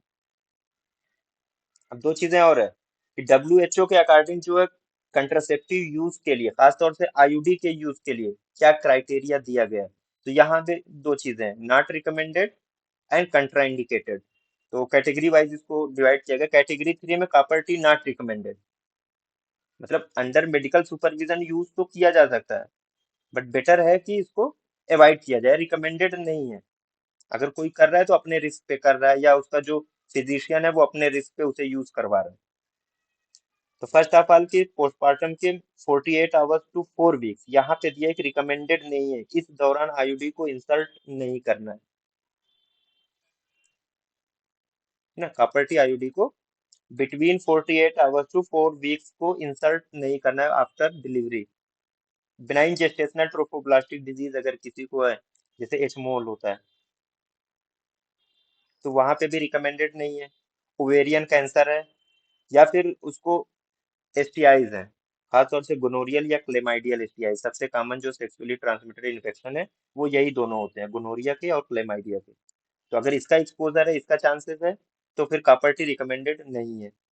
और किसी को एड्स हो चुका हो, unless clinically well on anti retroviral therapy. अगर उसको आर्ट चल रहा है, एंटी रेट्रोवायरल थेरेपी चल रही है, और वो पेशेंट स्टेबल है, तो फिर कोई मसला नहीं है, तो उसके में रिकमेंडेड है। अगर वो स्टेबल नहीं है तो फिर कॉपर टी रिकमेंडेड नहीं है। अब कंट्राइंडिकेटेड, बिल्कुल एब्सोल्यूट कंट्राइंडिकेशन है ये कि यूज ही नहीं करना है, वो कैटेगरी 4 में आता है अकॉर्डिंग टू डब्ल्यूएचओ। अब इसमें बहुत लंबी लिस्ट है, ठीक है। ये पूरा है कि प्रेगनेंसी है तो जाहिर सी बात है प्रेगनेंसी में आईयूडी को तो यूज करना नहीं है। पोस्टमार्टम परपेरल सेप्सिस अगर किसी को डेवलप हो गई है, अब पोस्टमार्टम परपेरल सेप्सिस कब तक हो सकती है, अप टू 6 वीक तक हो सकती है। इनिशियली वैसे तो 3 वीक में ही ये रिजॉल्व कर सकती है puerperal sepsis. Immediately post septic abortion, अगर एबॉर्शन किया गया उसके फौरन बाद कॉपर टी को इंसर्ट नहीं करना है।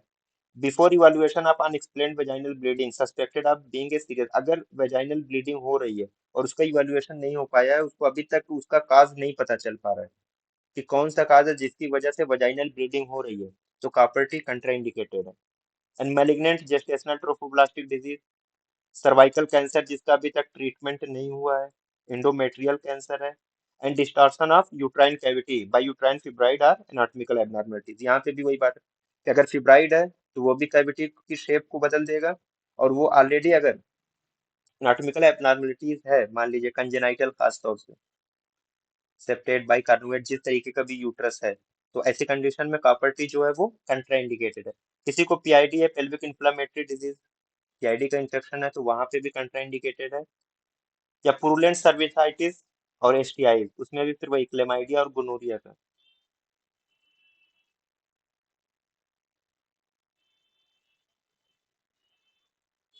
यहाँ पे एक्सपोजर की बात हो रही थी, यहाँ पे करंट इन्फेक्शन है उसको क्लेमाइडिया का या गोनोरिया का, तो कंट्राइंडिकेटेड हो गई।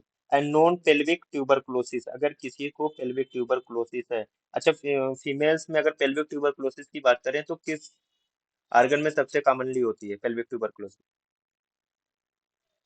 Fallopian tube. Fallopian tube. और फैलोपियन ट्यूब जो है सेकेंडरी इनफर्टिलिटी का मोस्ट कॉमन काज है इंडिया में, फैलोपियन ट्यूब की ट्यूबरकुलोसिस,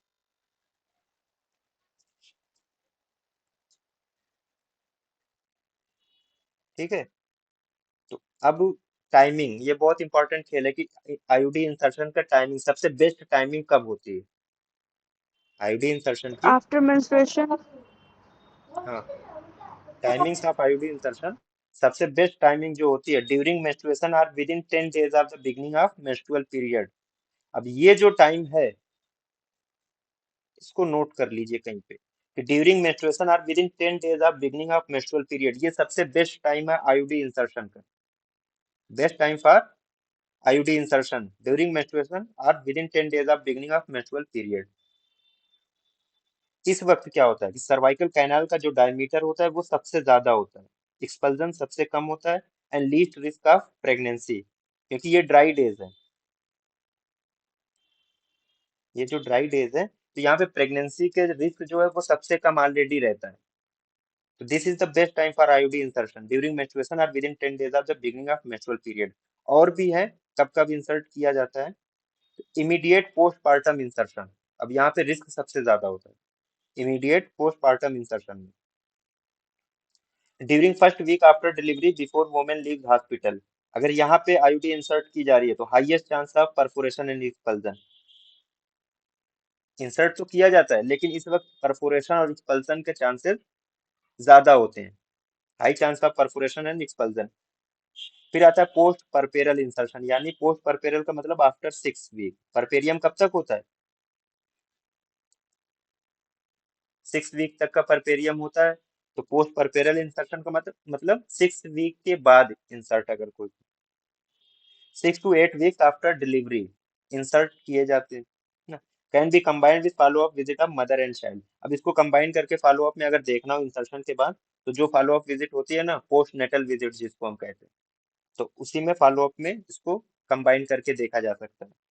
तो ये जो टाइमिंग थी आईयूडी इंसर्शन की, मोस्ट कॉमनली और सबसे बेस्ट जो आईयूडी इंसर्शन का टाइम होता है वो ड्यूरिंग मेंस्ट्रुएशन और within 10 days of the beginning of menstrual period. अब ये कोई पूछे कि हाईएस्ट चांस परफोरेशन और एक्सपल्जन का कब होता है, तो immediate postpartum insertion.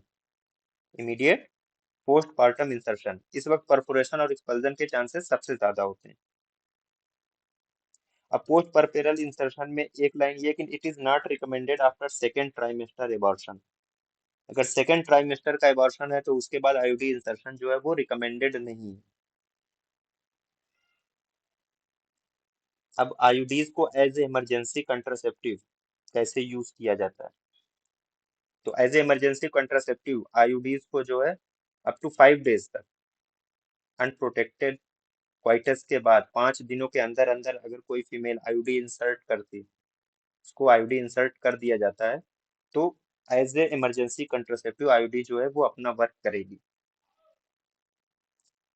IUDs can be used as emergency contraception to prevent pregnancy up to 5 days after unprotected sexual intercourse or sexual intercourse during which the primary contraception is believed to have failed। मान लीजिए unprotected intercourse था, तो लेकिन उस women को अभी conceive नहीं करना है, तो एज ए इमरजेंसी कंट्रासेप्शन क्या कर सकती है, आईयूडी को अप टू 5 डेज, 5 दिनों के अंदर अंदर इंसर्ट किया जा सकता है।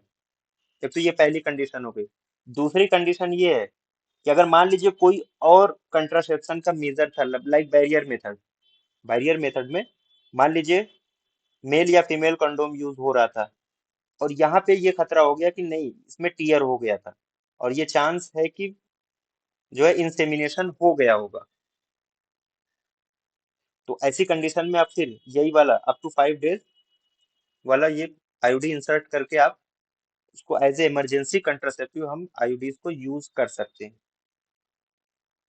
अब एक लाइन ये भी है बहुत इंपॉर्टेंट कि insertion of a copper T as emergency contraception is more than 99% effective. More than 99% effective है फॉर इमरजेंसी कंट्रासेप्शन, और ब्रैकेट में देखिए more effective than emergency contraceptive pills. ठीक है, अगर कोई ये पूछे कि जितने भी इमरजेंसी कंट्रासेप्टिव मेजर्स लिए जाते हैं उसमें सबसे बेस्ट क्या है, तो वो आईयूडीज है।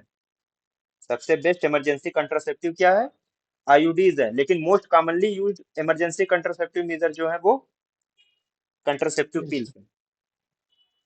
ठीक है, ये चीजें होती हैं, जैसे होता है ना investigation of choice and ideal investigation. Last थोड़ा वाली लाइन फिर से रिपीट कर दीजिए, पिल्स। देखिए most commonly use emergency contraceptive जो है वो कंट्रासेप्टिव पिल्स होती हैं, पिल्स को यूज किया जाता है most commonly as a emergency contraceptive. लेकिन सबसे ज्यादा इफिकेसी इमरजेंसी कंट्रासेप्शन में किस चीज की है, वो आईयूडीज की है ना। IUDs are more effective than emergency contraceptive pills. तो यहाँ पे अब दो लाइन आपकी बन गई, एक तो मोस्ट इफेक्टिव क्या है, वो आईयूडीज है। ठीक, और most commonly used emergency contraceptive method में वो कंट्रासेप्टिव पिल्स है। ठीक है, ये दो लाइन हो गई इसकी, ये क्लियर है ना।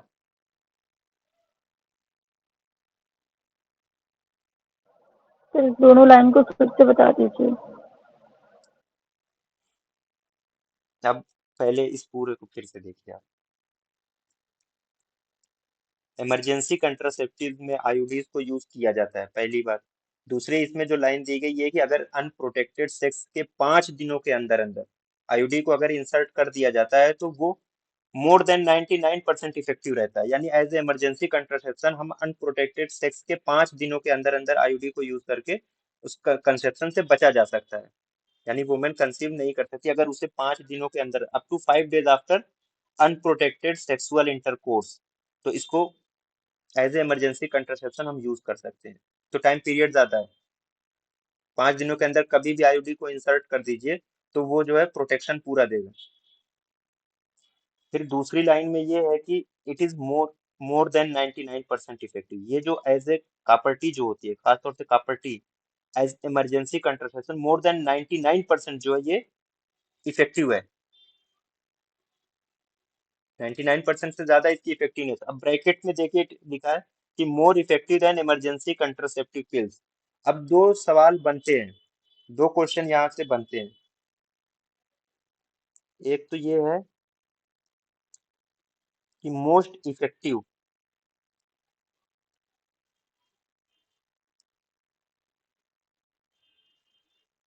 इमरजेंसी कंट्रासेप्टिव मीजर, ठीक। Most effective emergency contraceptive measure वो क्या होगा? आयु आईयूडी। आईयूडीज। और आईयूडीज में भी अगर कोई स्पेसिफिकली पूछ ले तो कॉपर टी आईयूडीज, ठीक। अब ये हो गया। लेकिन सवाल ये है कि most commonly used emergency contraceptive measure, most commonly used emergency contraceptive measure. अब यहाँ पे है कि सबसे कॉमनली यूज किसको किया जाता है as an emergency contraceptive measure? अच्छा। वो जो है पिल्स को यूज किया जाता है। किसको? पिल्स को। अब इसके देखिए ना सोशली, मतलब सोशल बेनिफिट भी है। अब कोई आईओडी अगर इंसर्ट कराएगा तो जाहिर सी बात है वो किसी ट्रेंड लेडी होगी उसी से ज्यादातर, या ट्रेंड गायनिकोलॉजिस्ट होगा उसी से इंसर्ट कराने जाएगा। तो इसमें क्या, अगर मान लीजिए इलीगल इंटरकोर्स है, इलीगल इंटरकोर्स अगर कोई कर रहा है सपोज दैट, है ना, तो वो उसके लिए बेटर होगा पिल लेना, कोई नहीं जानेगा। तो इन सब को देखते हुए ये माना जाता है कि मोस्ट कॉमनली यूज जो इमरजेंसी कंट्रासेप्टिव मेजर है वो पिल्स होती है, लेकिन मोस्ट इफेक्टिव वो आईयूडीज होती हैं, स्पेशली कॉपर टी। ठीक है।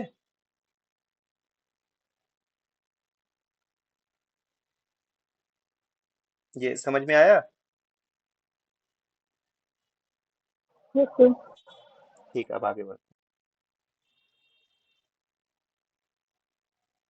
अब देखिए ग्रेफेनबर्ग रिंग के बारे में मैंने बताया था कि जो है किसने बनाई थी, अंश ग्रेफेनबर्ग ने बनाई। फर्स्ट जनरेशन नॉन मेडिकेटेड या इनर्ट आईयूडी ये होती है, रिंग शेप की होती है ना। A flexible ring of silver wire used as a birth control device. Initially जो है मार्केट में सबसे पहले जो है यही आई थी, Grafenberg ring. It was a precursor to the IUD. बाद में जो ये इसी को देख के फिर से, क्योंकि सबसे पहले जो है यही बनी थी, उसके बाद फिर अलग अलग आईयूडीज बनना शुरू हुई, तो ये क्या हुई, ये एक प्रिकर्सर हो गया जिससे और दूसरी इवाल्व होकर नई नई आईयूडीज बनी। ये इस तरीके, ये ग्रेफेनबर्ग रिंग है। इनिशियली जो है ये as a birth control device ये मार्केट में आई थी। सेकेंड जो चीज थी प्रोजेस्ट्रा सर्ट के बारे में थोड़ा सा देख लीजिए। थर्ड जनरेशन आईयूडी है, यानी हार्मोन रिलीजिंग आईयूडी है प्रोजेस्ट्रा सर्ट। नेचुरल प्रोजेस्ट्रॉन या नेचुरल हार्मोन जो है ये रिलीज करती है। अब इसके बारे में इस लाइन को गौर से देखिए। Progestasert was the first hormonal uterine device developed in 1976। सबसे पहले जो पहली जो हार्मोनल यूट्राइन डिवाइस बनी थी वो यही प्रोजेस्ट्रा सर्ट बनी थी। It was the first hormonal uterine device developed in 1976, 1976 में ये बनी थी, है ना। टी शेप्ड होती है, जितने भी कापर, जो कापर टी है उनका जो टी नाम ही इसीलिए रखा है क्योंकि वो सबके सब कैसी होती है, टी शेप्ड होती हैं। अब इसमें कितना होता है, एक तो रिजर्वायर होता है, सिलिकॉन ट्यूब वर्टिकल स्टेप में होता है। अब उसी में जो होता है हार्मोन होता है। कौन सा हार्मोन होता है? प्रोजेस्टेरॉन। अब उसका रेट क्या है प्रोजेस्टेरॉन का? रेट क्या है, अभी मैंने बताया था पहले। 65 microgram per day. 65 microgram, 38 milligram total होता टोटल जो होता है वो 38 मिलीग्राम होता है, मिलीग्राम होता है, और माइक्रोग्राम में ये रिलीज करता है 65 माइक्रोग्राम पर डे। इसकी जो शेल्फ लाइफ होती है 1.5 ईयर, यानी 1 से 1.5 साल तक, है ना। तो इसको प्रोजेस्टा सर्ट के बारे में एक आ जाए, इसको ईयरली जो है रिप्लेस करना पड़ता है। प्रोजेस्टा सर्ट को ईयरली जो है वो रिप्लेस किया जाता है, क्योंकि इसकी शेल्फ लाइफ जो मैक्सिमम जो है 1.5 ईयर है, 1.5 साल है। यूजुअली जो इसको 1 साल पे रिप्लेस कर दिया जाता है। इसका मैकेनिज्म ऑफ एक्शन क्या है? Direct local effect on uterine lining, जो और सबका होता है ना। Effect on cervical mucus and effect on sperms, ये इसका मैकेनिज्म ऑफ एक्शन है। ठीक है, इसका एडवांटेज क्या है प्रोजेस्टा सर्ट का?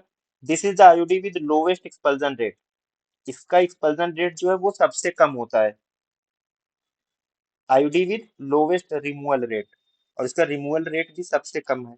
लेकिन इसमें एक चीज और आएगी अभी, कि सबसे ज्यादा इक्टोपिक प्रेगनेंसी जो होती है वो प्रोजेस्ट्रा सर्ट से होती है। इसका एडवांटेज में एक लाइन और है, lesser chances of dysmenorrhoea and menorrhagia. Menorrhagia और डिसमेनोरिया के चांसेस भी सबसे कम होते हैं। इसका डिसएडवांटेज क्या है? एक तो ये एक्सपेंसिव होती है, एक्सपेंसिव के साथ साथ इसको ईयरली जो है वो रिप्लेस करना पड़ता है, तो खर्च और बढ़ जाता है। Requires early replacement and highest rate of ectopic pregnancy.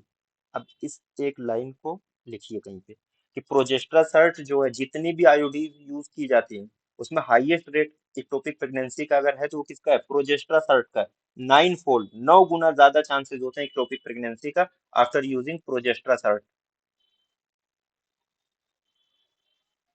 ठीक है, और इसका जो फेलियर रेट होता है 2% पर ईयर, इसका जो पर्ल इंडेक्स है वो 2 है।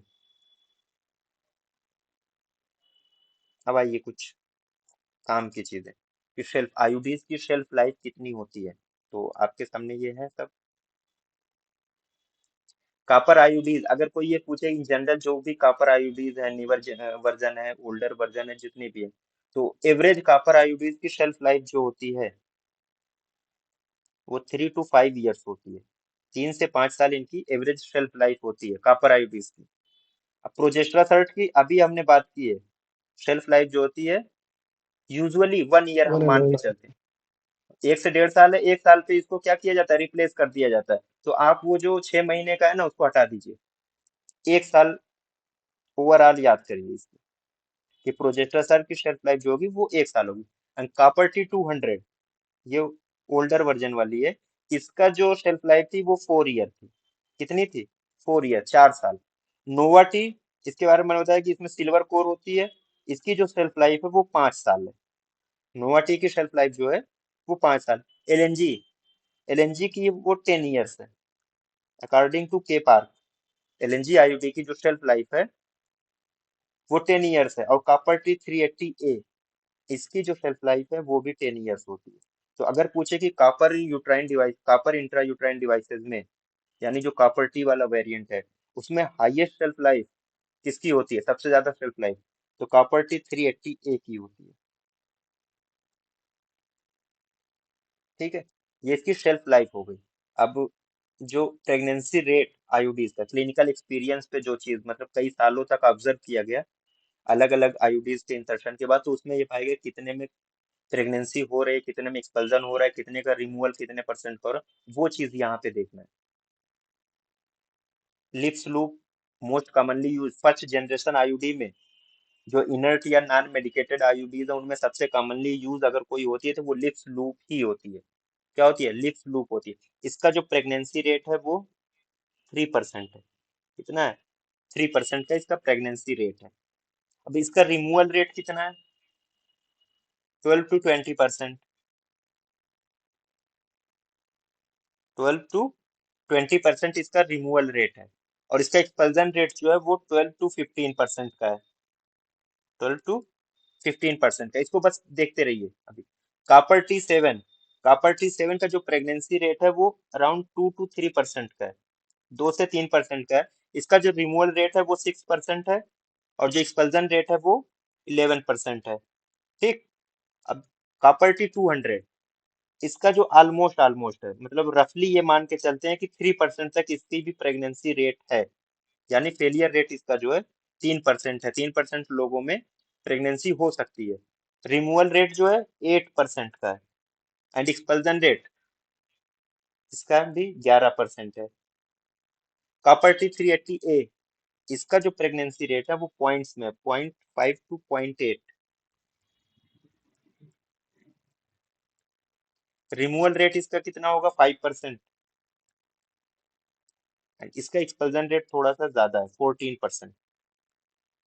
अब प्रोजेस्ट्रा सर्ट, इसकी जो प्रेगनेंसी रेट है 1.3 to 1.6% प्रेगनेंसी रेट है। Removal rate 2.7% and expulsion rate 9.3%। अब एलएनजी की बात करिए। एलएनजी, एलएनजी का जो प्रेगनेंसी रेट है वो सबसे लोवेस्ट है 0.2%। 6% इसका रिमूवल रेट है एंड 17% इसका एक्सपल्जन रेट है। ठीक है, ये आपके सामने ये टेबल है। अब इस टेबल के अकॉर्डिंग जो है टोटल 6 क्वेश्चन बनते हैं। हाईएस्ट प्रेगनेंसी रेट किसका है? लिप लिप लिप्स लूप का है। Lips pregnancy rate lips loop का है, 3% है ना। तो ये जो क्वेश्चन बना ये लिप्स लूप, इसका जो हाईएस्ट प्रेगनेंसी रेट है। लोवेस्ट प्रेगनेंसी रेट किसका है? जो सबसे एलएनसी हाई, आईओडी का। 4380 एलएनजी LNG आईडी है ना। एलएनजी, एलएनजी का है 0.2% है। हाईएस्ट एक्सपल्जन रेट, अब इस वाले में ढूंढिए सबसे ज्यादा एक्सपल्जन किससे हो रहा है। एलएनजी LNG LNG हाँ, एलएनजी एलएनजी का ही सबसे ज्यादा एक्सपल्जन भी हो रहा है। Lowest expulsion rate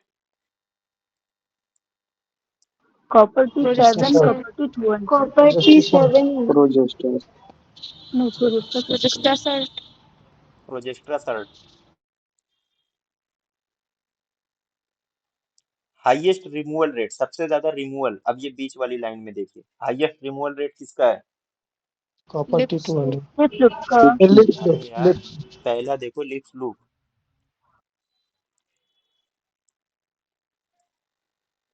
and lowest removal rate progester side progesta Progestasert. Registration ये तो हो गए, ये 6 क्वेश्चन यहाँ से बनते हैं नॉर्मली। तो अगर ये ना भी याद रहे ना, इसको याद भी करना बड़ा मुश्किल है। तो ये जो 6 क्वेश्चन है इसी को सिर्फ याद कर लीजिएगा। हाईएस्ट प्रेगनेंसी रेट किसका है? लिप्स लूप का है। लोवेस्ट प्रेगनेंसी रेट एलएनजी का है। हाईएस्ट एक्सपल्जन रेट भी किसका है? एलएनजी का है। लोवेस्ट एक्सपल्जन रेट प्रोजेस्ट्रा सर्ट का है। हाईएस्ट रिमूवल रेट जो है lips loop, and lowest removal rate किसका है? रेट प्रोजेस्ट्रा सर्ट का है। ठीक है, ये हो गया आईयूडी से related.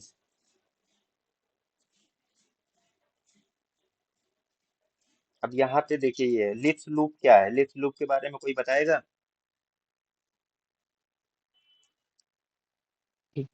Inert sir first generation inert non medicated. हाँ, इनर्ट या नॉन मेडिकेटेड यानी फर्स्ट जनरेशन है, और डबल एस शेप की ये होती है। कैसी होती है? Double S shape. ठीक है, मिरेना क्या है? सर थर्ड जनरेशन है, एलएनजी आईडी भी बोलते हैं इसको। हाँ, एलएनजी आईयूडी थर्ड जनरेशन। ठीक है, एलएनजी आईयूडी का दूसरा नाम मिरेना है। अब जो ये प्रोजेस्ट्रा सर्ट है, ये जो प्रोजेस्ट्रान रिलीज करता है, इसका रेट क्या है? 65 microgram 65 micro 65 microgram per day. इसका जो रिजर्वायर है कितना है? 38 38 मिलीग्राम मिलीग्राम प्रोजेस्ट्रान है। और highest rate of ectopic pregnancy किससे होती है? रजिस्ट्रेशन प्रोजेस्ट्रा प्रोजेस्ट्रा सर्ट सर्ट से। ठीक, हाईएस्ट इक्टोपिक प्रेगनेंसी भी होती है प्रोजेस्ट्रा। कॉपर टी 380 में ये 380 क्या है?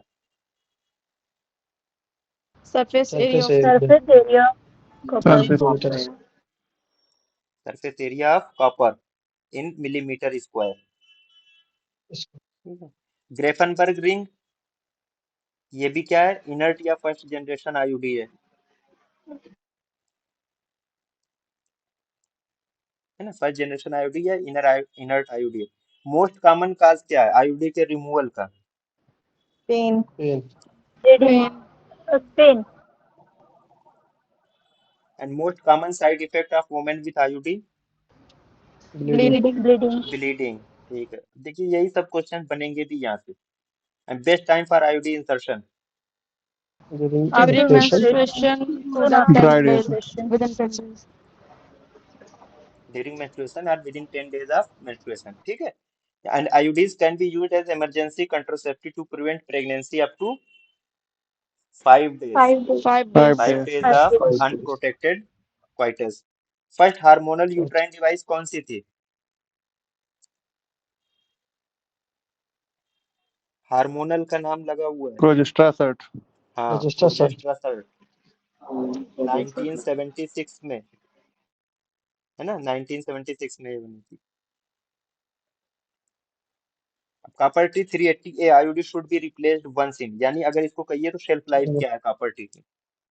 380 10 की 10 साल. 10 ईयर। 12. 1 ईयर जो है ना वो प्रोजेस्ट्रा सर्ट की है।